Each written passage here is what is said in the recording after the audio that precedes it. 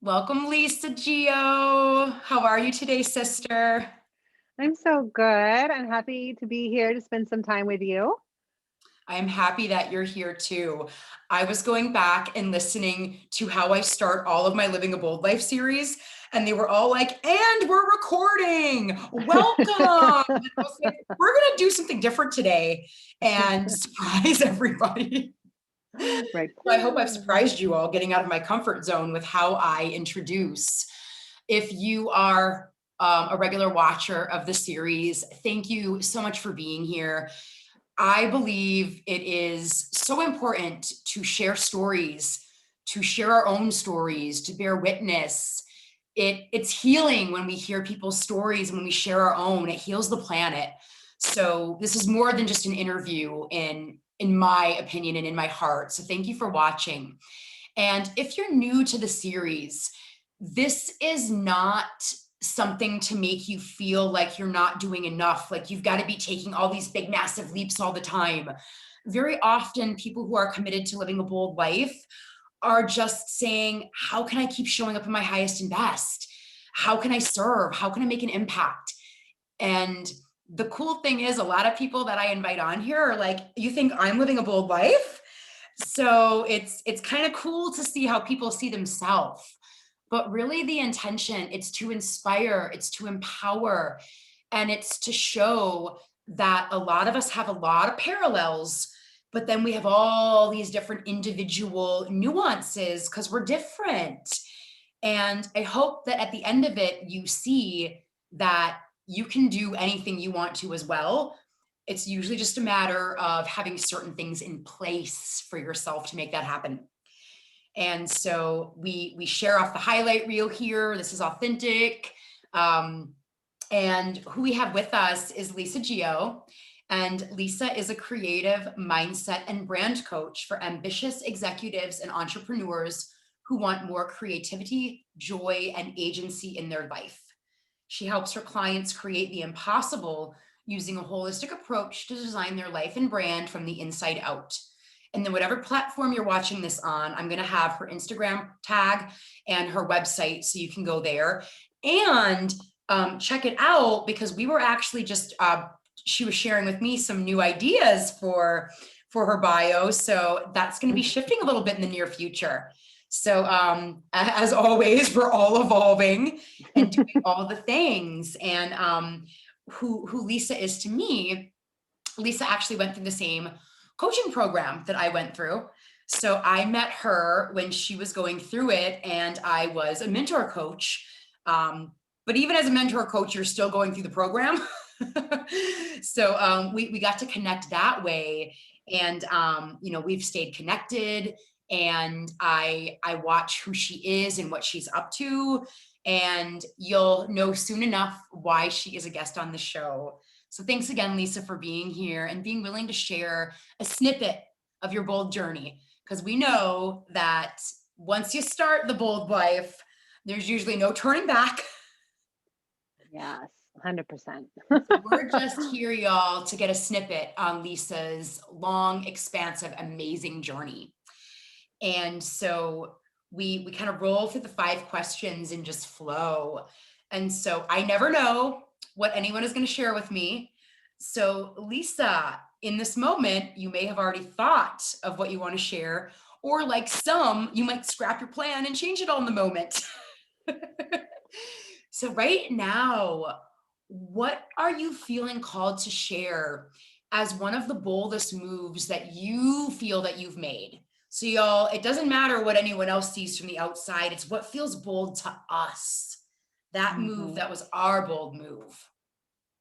Well, when you posed this question to me in an email a couple days ago, I thought back to, well, was it this time? Was it that time? Was it when I shifted my career from graphic designer to coach?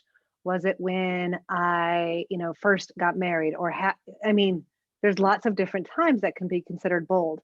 Then then I had a moment yesterday, and I thought this would be more fun to share. So, yesterday I was all up inside of my pandemic feelings Mm. and like ready to throw the towel in, ready to quit, ready to be like, this is, forget it all, burn the house, I'm done. And that sometimes happens to me when there is an up level moment. Mm. I am working through up leveling my business in terms of my marketing, my services, who I want to work with and who I want to partner with. And when I start to think about that big picture, and things start to get really real, I tend to go within, and not in a good way. So yesterday I was all up in my feelings and just was being mean to my poor husband. Uh, I had to call my mom and dad. I mean, we all have these moments. And so then there's that choice moment of, do I want to stay like this and burn down the house and play smaller because of how I'm feeling, or how can I recommit and how can I make that bold move?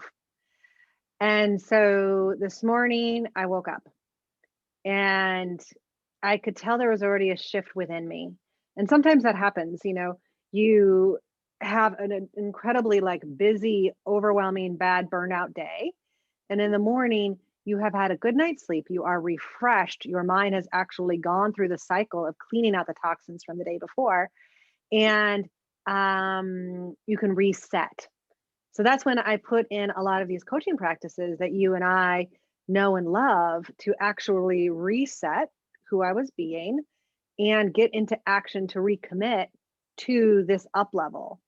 And yeah, I've got like tiny little details in how I did that too, but I'll pause there because my bold move was really the shift in who I was being from yesterday to today. Oh, I love that. And it's been so fun asking that question because some people have events. Some people have choosing a certain mindset at some point. And I don't know that anyone has shared the way that you just shared. And I love it because I think it can show everyone, hey, when you're in your stuff and you make a choice to get out of it, that's bold. And first of all, thank you for being vulnerable, because I think sometimes when we're in leadership positions, we're serving others, we think like, oh, I can't let people know that I want to quit sometimes too. I can't let people know that sometimes I go within, and it's normal. It's so flippin' normal. And when you're on the precipice of the next big thing, it's even more normal. And so I love what you shared, because very often I was in the space last night too.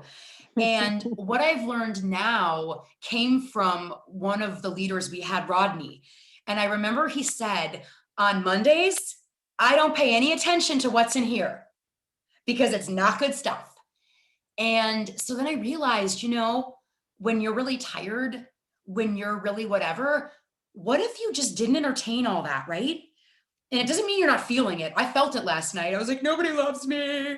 I should just throw in the towel. And, at this point, I was like, Jen, go to bed now. Sleeping shifts. And I woke up a little bit like, me. And then I went and taught a yoga class, and serving got me out of it. Yep. So I love that you shared that. And also too, what I'm present to is you had a toolkit to do this. So y'all remember, we need toolkits. And if we have a toolkit with two things, it's not quite as powerful as if we have this big, massive toolkit. And I love what you said about recommitting, because I don't think until I went through the coaching program, anyone ever said, oh, girl, heck yeah, you're going to get disconnected from your commitment. You got to re-choose it and re-choose it again and again and again and again and again. And that was so enlightening to me, because I was like, oh, there's nothing wrong. I would think like I should just throw it away and scrap my plan, right? Today, I'm not feeling it. Well, that's normal. So I feel like you're providing some permission for a lot of people right out of the gate. Yes. I mean, permission to go to sleep, Right? to rest, to pause, and then to recommit the next day. Yeah. And that is not a move that I would have done in the past. I would have powered through. I would have been like, Lisa, we are going to get this done tonight. And who wants to be that way? I don't want to be that way. Yeah. It's such a like, that's the turn and burn moment. And I played that game before, right? Been to that movie, and that's not the game I want to play I anymore. was just gonna say that was my life before. And the more work that I do, I'm glad that I can pull out the power through thing if there's like a big launch or something very short term going on. But even then, I have a hard time accessing it the same way I used to. Mhm. It's like it's not there the way it used to be. So it's really interesting to see how those parts shift. Yeah, totally. Right. So I think this will let you share a little bit more of the details in this next question. So, whether we're taking a leap, it's for all of us when we make that choice. And for you, it was like, I'm not going to entertain these thoughts. I'm up leveling. This is normal. I'm going to go to bed. I'm going to use my tools. I'm going to recommit. You didn't have to choose to be that way. You could have stayed in your pity party. You could have woken up today. You could have stayed in your pity party still. I mean, gosh, I think before about all the work, how long I was in my pity party. It was frightening, probably. But when push comes to shove, in those situations where you say no, I'm choosing out of this. What's really the driver that has you committed to saying no, not for me. I'm making that choice. I'm making that move now. Yes. Yeah, I was totally in my pity party. And then this morning I woke up and I recommitted. And I'm going to pull down this post-it note I have here. I created a mantra for 2021 to cultivate my garden for the long game. So Yeah. cultivating my garden for the long game. So the long game means, it doesn't mean one 24-hour cycle. It doesn't mean that I water my plants once and then I expect them to grow and them to replenish me and nourish me. No, it is an ongoing cycle that I am cultivating and building. So, meditation, 100%. Since the pandemic, meditation has become a staple in my morning. And I'm not talking about a big deal, I'm talking like 5 minutes. Yeah. 5 minutes just to be in an open and receiving point. And maybe there's some prayers that I say within it, but it is simple and it's just to reconnect to, mind, body, and soul. Mhm. And then I pulled out my calendar and I was like, look, I've got some Q1 goals, and it's not the end of Q1 for like 3 more weeks. All right, Lisa, you got 3 weeks. What can you create? Mm. And and then I did something that was out of the ordinary that I wouldn't have done yesterday. So yesterday, I'm working with this digital marketing agency, and we're trying to just clearly define like what would my title be, because I Yeah. really encompass a holistic perspective, touching a lot of parts of individuals' lives, businesses, and careers. But how can you say that and like be really clear? Right. So I thought yesterday, I'm going to email a handful of clients and ask them what they think, because Yeah. they've worked with me, right? So they would know. So I crafted up this fancy little email. And I was like, I'll send it to them in the morning because that's when they'd be available. So when I woke up this morning, I thought that's what I would have done yesterday, because that's a beautiful way not to really connect Mm. and not to really cultivate relationships. And what came forth for me that was going to make me feel my best to recommit to cultivating my garden for the long term was to connect. So instead, I wrote down all of those clients' names with a little box next to it, and I called every single one of them. And some people answered, some people didn't, and left a message. And so then today I'm going to connect with them and just ask them their opinion and share. But to pick up the phone and really like dial and really like wait for them, that was a big shift. And it was the shift that recommitting to wanting to be connected, because that's what's going to make me feel better, especially right now during the pandemic.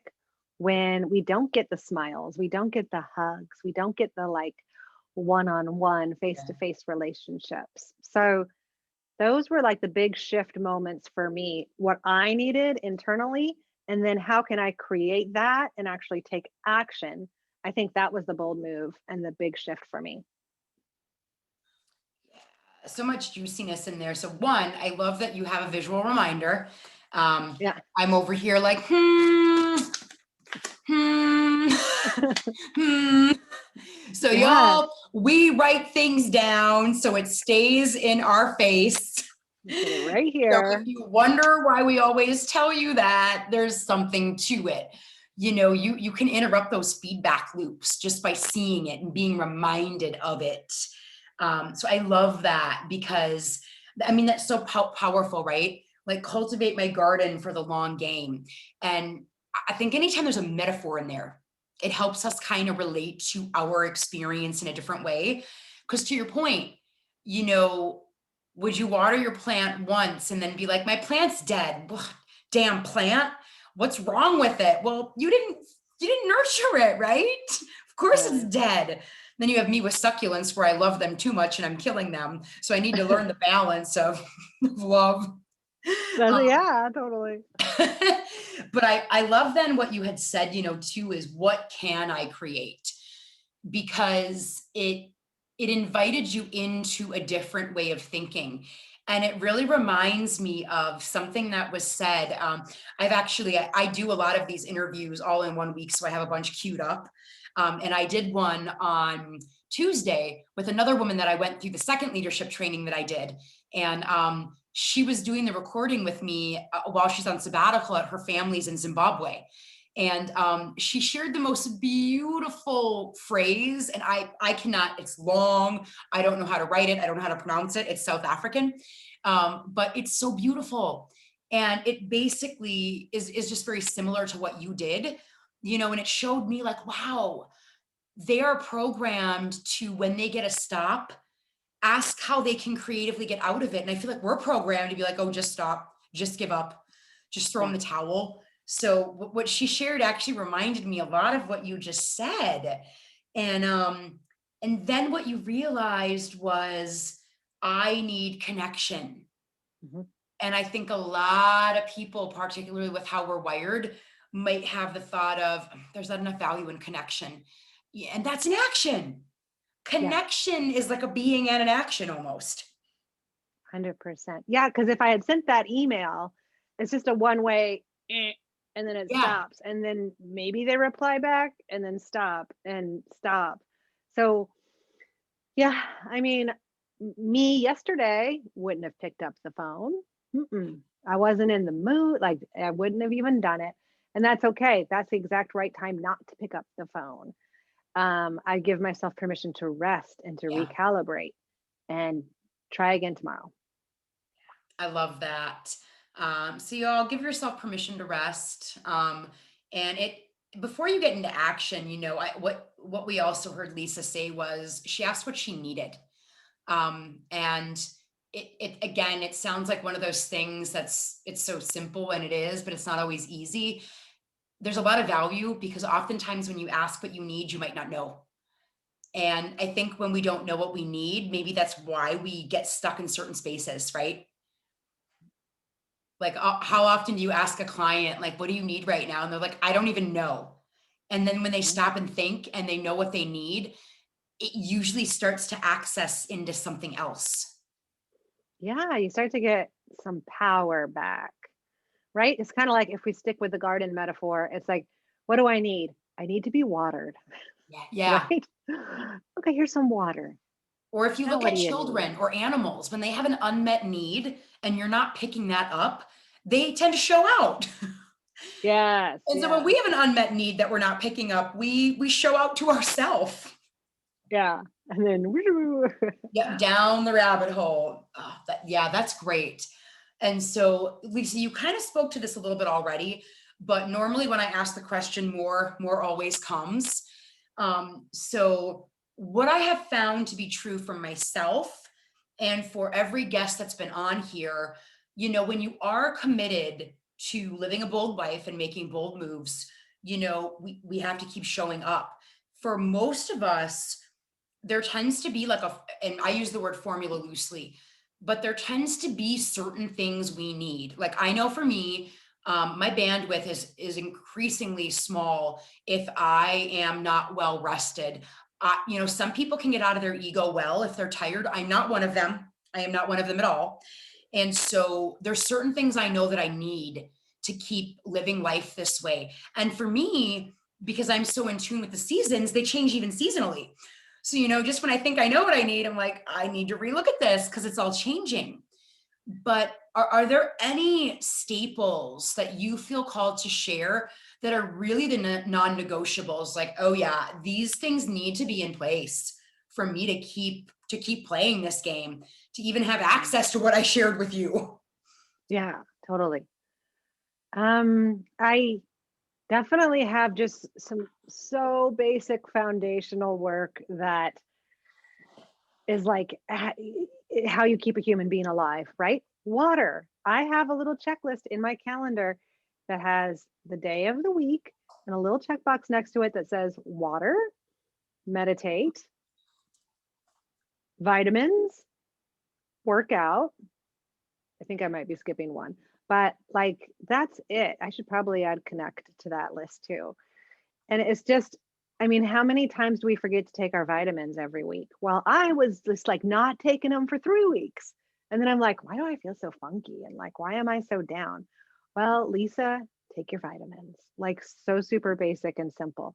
Why do I have a headache right now? Oh, because you only drank 1 glass of water today. So, like, those I find are really just feeding your body and fueling your body so it can be the vessel and the container for your soul, which I think is so much more important than your mind, Yeah. right? Because yesterday was my mindset that was like, "Meh, I'm Yeah. done." Soul can override mind for sure. Yes. And so then how do I stay more connected to my soul? And I think, I mean, in the example I gave today, oftentimes people desire to have confidence before they do the hard thing. I'm just not confident enough. I don't know what to say. I just don't have the confidence to do that. And that's a beautiful way to stay stuck and to not move forward. So this morning, for example, I recommitted to connection because that's what was going to make the biggest difference for me today.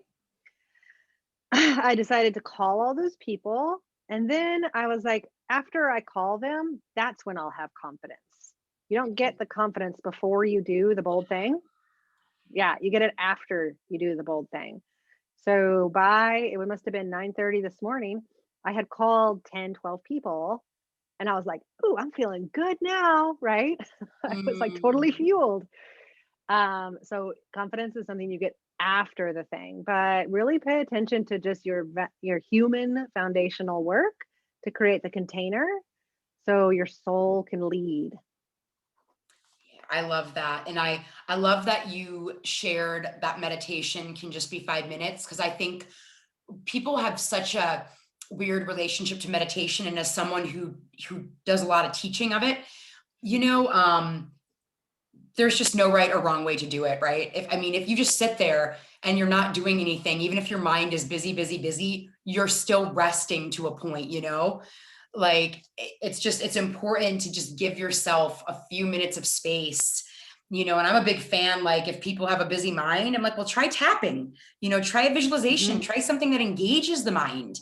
So I love that you've given people permission. Water, it is unbelievable how many issues we have on so many levels with water. And I always have water with me because I am one where I will get a headache very quickly without it. I actually went to the doctor when I was in high school for frequent headaches. And they were like, you're just not drinking enough water. And I was like, really? Oh, so I'm a big water drinker. And I was laughing to myself when you mentioned vitamins because I take the Juice Plus gummies. So I actually never forget because I'm like, oh, I get to have 12 gummies today. So it's actually the first thing I go for because it's like healthy fruit snacks. Yeah, I mean, it's like a fun thing then. Yeah, And making working it fun. out is so important. We know that physiologically, if we're not moving the body, if we're not getting tension out of the body, that speaks to the mind. You got to work on all the portions. And I love that you said connection, because I don't know if that's something we think about as readily as self-care. But what we could hear multiple times in this conversation with you already is that the connection for you is giving you access to other things. Yes. Yeah. And it's a different approach too, because if it wasn't connection, like it's really this morning, the shift for me was how do I want to feel? How do I want to feel today? Yeah. And noticing I can choose. I can have a shit day and choose to be that way, or I can choose to connect. And then from connection, what am I going to do to create that? I And love then that's the empowering bold part too, because then I could be like, well, who's going to connect with me? Who's going to reach out to me? Why hasn't my mom called me back? Like, or I just call them, right? I have to do it. And I think that's the biggest, game changer for me in the formula is taking ownership, radical responsibility over who you're being, and then go do the thing. Yeah. And you all, like, I really want you to hear the part where Lisa said you get confidence after you do the bold thing. Because very often we have this story, I need to have X, Y, and Z before I can do it. Yep. And usually when we go and do it, we get X, Y, and Z. Yeah. And then you're like, oh. Yeah. And I love what you're talking about with the access. Because one of the things that I struggled with in the beginning of my experience with a coach, when I started working with a coach, I also had to do a lot of work on my nervous system because I had gone through a lot of trauma. And sometimes I just couldn't access certain things because I would be in amygdala hijack. And so what I had to start learning with myself was, if it sounds like fraudulent to say, choose joy, my parts were like, F you, I can't choose joy right now. What I learned was, and I talked to myself really nice, like, okay, baby girl, if you can't choose joy, what's going to let you climb the ladder to get to joy? And so I learned that I could get there, but it might not look like just choosing it right out of the gate, right? Like I might need like certain things to get there. Yes. Right. I know. I think like positive affirmations get a bad rap for that very reason Yeah, because right? yeah, just tell yourself you love you, I love me. It feels so inauthentic. If you're not there, you're not there, right? And if it's not joy, then maybe it's just connection. Yeah. Maybe it's just good. I feel good today. Yeah. And then what does that look like? And how can you make yourself feel good? Yeah. Randomly, Yeah. if you haven't heard of this or the listeners haven't, I worked with a coach at one point who was also a performance consultant. And I have since seen it from another place I used to receive support, but there's actually an emotional scale. And it shows like the 22 or 23 emotions. And he just invited me to say, where do you consistently spend most of your time? And at that point, when I was working with him, I was like, overwhelmed. Overwhelm is my norm. I'm creating everything I want and I'm not having fun because I'm overwhelmed by it. Like I'm always overwhelmed. And so he said, just pick the emotion above it and get curious. What do I need to do and who do I need to be to start living my life more on one tier above? And so it's basically like an emotional ladder. And so if anyone listening, if you just Google like emotional scale, you'll find all kinds of stuff. With some of them are colored, there's all kinds, but that's kind of what Lisa and I are talking about is what's going to give you access to kind of going up there. And connection is a big one because we are mirrors of each other. And so when you connect with someone, you get your essence reflected back at you. And then all of a sudden you're feeling fine. Yeah. Yeah. And that's the just shift. maybe be mindful about who we choose to connect with, right? Exactly. 100%. Yeah. If you're connecting to somebody and their ego is connecting to you, you're going to get this. Yeah. That might not be the mirror you want to look in. Ah, that's awesome. And so for this next question, it's hypothetical. None of us ever really know what the answer is. But Lisa, if you imagine all the times in addition to last night, because I know that's not the only time, that you've had to have that conversation with yourself. So if we just kind of get hypothetical and imagine, and maybe you think about pre-coaching, right? Pre-transformation. Mhm. But where do you think you'd be if you didn't have the wherewithal at this point in your journey to say, hey, I'm not going to take anything in my space right now too seriously. I know it's not my truth. I'm going to go to bed. I'm going to wake up and I'm going to use my toolkit and I'm really going to recommit, choose who I get to be, choose what I get to do. If you were not practicing that and you were just like, nope, not doing it. I'm going to succumb to the feelings. I'm just meh, meh, meh. Where do you think you'd be right now if you weren't consistently engaging in that practice in your life, in your business? Yes. Well, I'd be stuck there in that lower energetic vibration of overwhelms, one of my go-tos. Mhm. Overwhelm, overthinking, Mm. rumination. I read a couple books about perfectionism and I was like, oh God, that's me. And where you just get stuck in the cycle and in this like vortex of making everything perfect before anyone else can see it and not asking for any support and doing it all on your own. Yeah, there is zero way you can grow if you got to do it all on your own, right? You can't water yourself, get the sun to shine on you, and then prune yourself, right? You need to ask for support. And I think one of my favorite moments is to catch myself, and your listeners can catch themselves as well when you ask yourself the question, am I overthinking this right now?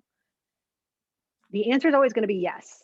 If you are over anything, the answer is yes. If you are overwhelmed, overthinking, overdone, right? These are all things that, yes, 100%, you got to put your hands up, give it a rest, step away, and then take the opportunity to, like as Jen says, look in your toolbox and find a place to recommit. Oh, I love what you shared because um, I think a lot of people know what the experience of stuck feels like. Um, I was actually stuck in a job that wasn't serving me anymore before the coaching training. And once I went through the same training, I could see that a lot of my stuckness was all me. And I was making that I had made that situation so much more painful than it had to be, so much suffering that didn't need to be there. It was all me. It was all me.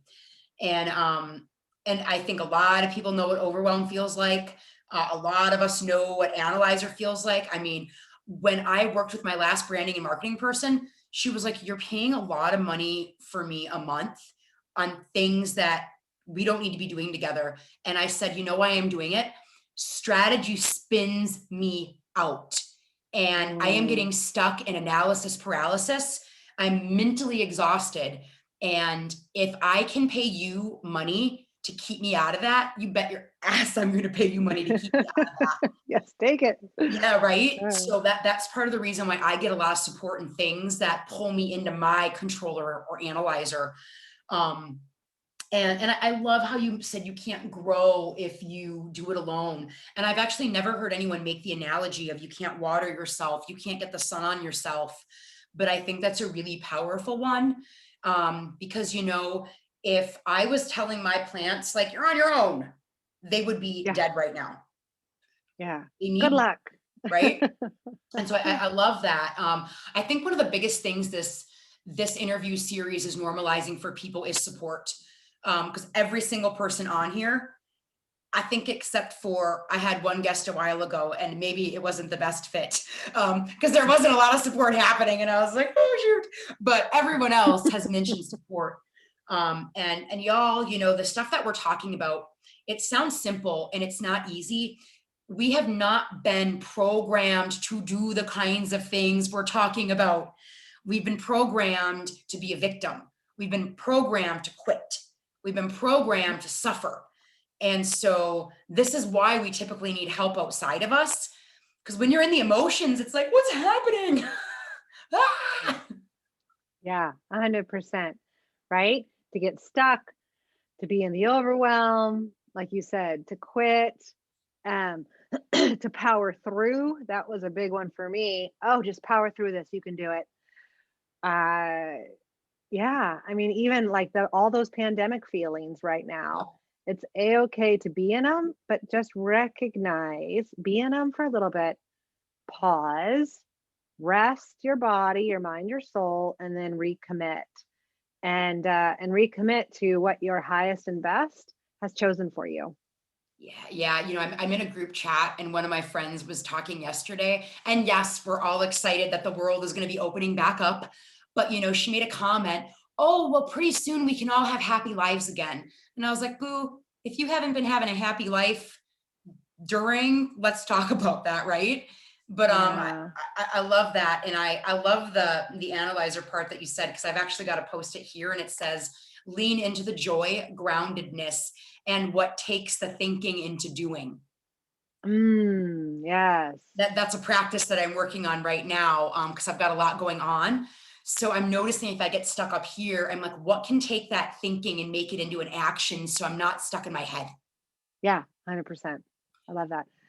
Um, I do a lot of work with my clients around personal branding or thought leadership, Mhm. and there's a distinction there.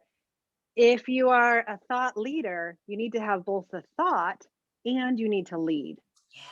You need the thought and the action. If you Yes. want to build a personal brand, you have to have the personal qualities and intentions you want to share. And then branding is just how you execute it. Right, But if you right. don't execute it, like you said, and actually get into action, then you're not a thought leader. You're just a philosopher. Oh, I like that. Yeah. And then if you want to have a personal brand and share your ideas and intentions with the world, they're not going to see it if you're not connecting with them and if you're not actually out there sharing and doing the branding work. Oh, I love that. Yes. Oh, I'm gonna have to use that philosopher one. I haven't heard it said like that. That's powerful. That's powerful. And Lisa, just like every one of our guests, you have just given so much. And what I love about these interviews is someone could literally pick a 1, 2, 3, 4, 5 minute snippet anywhere and get so much gold. And that's what I love about these. So for this next question, our final question, you may share something you've already shared to bring it home again, or you may have something completely new. But if you were to kind of go out on 1, 2 pieces of sage wisdom to really live a bold life, I mean, you've already given so much around that. But if we give you another swing to recap, share something new, what comes up for you in this moment around that? Mm. Well, I love the word bold because it means something different for everybody. And once you find your flavor of what living a bold life looks like for you, then that's what's going to light you up. It's going to look a lot different than what it does for Jen or for me or for somebody else, or for your partner or your kids, right? It's their flavor. But I want to invite you to explore what that word bold means for you, both like internally, and then how do you take action on it to actually create it. I think that there's so much fun room to play in what leading a bold life looks for you. I love that, particularly because um, I think that is exactly the intention of the show. Because everyone that's been on here, when we're talking about living a bold life, some people are talking about moving across the country in a pandemic. Some people are talking about quitting a safe job. Some people are talking about shifting their mindset. And so I think the show is actually encapsulating boldness looks different for Yeah. everybody. You know what? And as someone who's really into yoga, same thing, right? My down dog is not going to look like anyone else's. It's my body, different Yes. parts, different day, different stress in the body. So thank you for driving home actually what this interview series is about. You got it. Oh, Lisa, thank you so much for being with us and for just giving all of this amazing, amazing heart, authenticity, vulnerability, and power. You are welcome. It was a joy to have the space to share with you. Everybody, once again, whatever platform you are getting to be with us in this interview, there will be the bio. There will be ways that you can connect with Lisa. Her Instagram is really fun. You know, as a branding person, it's Be Bright Lisa, bright colors, super fun. You will cultivate joy just by looking at her stuff. I promise. Like it will bring you joy to find all her colors. So thanks again, Lisa. Of course. I'll see you soon. And until next time, remember, living a bold life gets to look how you say. Love you all so much. And please share this with someone who could use the support.